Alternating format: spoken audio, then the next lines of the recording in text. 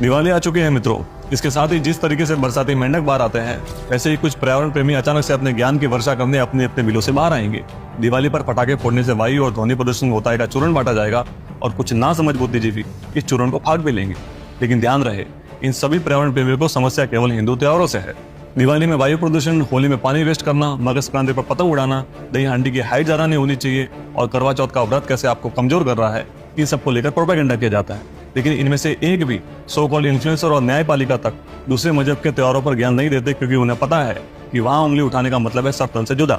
बकरी ईद पर लाखों बकरियां काटी जाती है, लेकिन मैं बता दूं कि ये कोई हिंसा नहीं है, बल्कि बकरी के मीट से लाखों परिवारों का पेट भरा जाता है।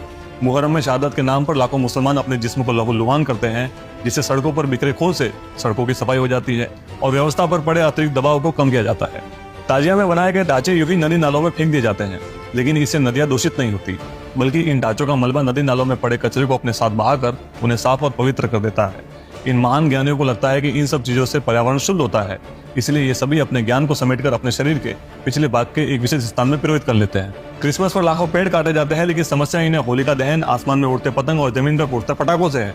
अपने दैनिक जीवन में घर, दफ्तर, गाड़ी में एयर कंडीशनर और रेफ्रिजरेटर का इस्तेमाल करने वाले लोग इन सबको जरूरत की चीजें बताकर जस्टिफाई कर लेते हैं, लेकिन इनके अनुसार साल में एक बार पटाखों से उठता धुआं पर्यावरण को दूषित कर देता है और उनसे निकली ध्वनि पशुओं को बेहद पीड़ा पहुंचाती है। यह है इनका दोगलापन। अपनी सुविधा के लिए हवाई जहाज का सफर करना और कौन सी एयरलाइन कितनी सुविधा देती है, इस पर वीडियो बनाकर लाखों व्यू छापे जाते हैं। लेकिन जैसे ही हिंदू त्योहारों की बात आती है, अचानक से पर्यावरण दूषित हो जाता है, पशुओं को पीड़ा होने लगती है, जल पीने लायक नहीं बचता और ना सांस लेने लायक हवा। ये केवल प्रपंच है। ऐसे किसी भी बहकावे में ना आए और खूब तन मन धन से अपने त्योहार मनाएं।